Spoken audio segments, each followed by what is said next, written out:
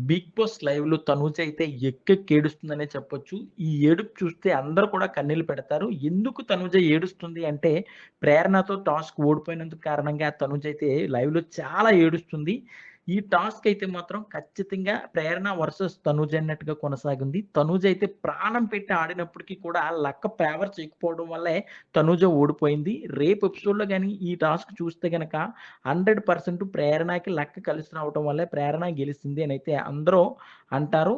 ఇక టాస్క్ విషయానికొస్తే ఒక రోప్ త్రూ నడుచుకుంటూ అవతల పక్కెళ్ళి బాల్‌ని తీసుకొచ్చి గోల్స్ లాగా ఎయ్యాలి.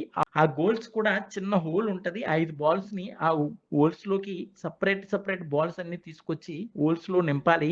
సో, ఇక్కడ తనూజకి 5 సెకండ్స్ అంటే 5 సెకండ్స్ లక్ ఫేవర్ చేయకపోవడం వల్ల ఓడిపోయింది గానీ, తనూజ అయితే 100% ప్రాణం పెట్టి ఆడింది. ఖచ్చితంగా గెలుస్తది అని హౌస్‌మేట్స్ అందరూ అనుకున్నప్పటికి కూడా లక్క ఫేవర్ చేయకపోవడం వల్ల తనూజ ఓడిపోయింది. ప్రేరణ అయితే గెలిసింది.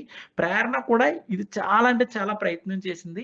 సో, లక్క ఫేవర్ చేయడం వల్ల ప్రేరణ గెలిసింది. తనూజ ఓడిపోయింది. అయితే తనూజ ఓడిపోయిందో లేదో అనవసరంగా ఓడిపోయాను. ఈ టాస్క్ కూడా గెలవలేదని నా ఫ్యాన్స్ అందరూ ఫీల్ అవుతారు. నేను చాలా సేమ్‌గా ఫీల్ అవుతున్నానయితే తనూజ ఏడుస్తుంటే రీతు ఎంత ఓదార్స్తున్నప్పటికి కూడా లేదు రీతు నేనైతే గెలవాలి ఈ టాస్క్‌లోని గెలవలేకపోయాను. సో, నాకు ఎందుకు ఫేవర్ చేయలేదు దేవుడా అనైతే తనూజ అయితే చాలా అంటే చాలా ఫీల్ అవుతుంది. సో, రేపు ఎపిసోడ్ చూసిన తర్వాత తనూజకి లక్క ఫేవర్ చేయకపోవడం వల్లే ఓడిపోయిందా? లేకపోతే కావాలని ఓడిపోయిందా? అనేదైతే కామెంట్ పెట్టండి.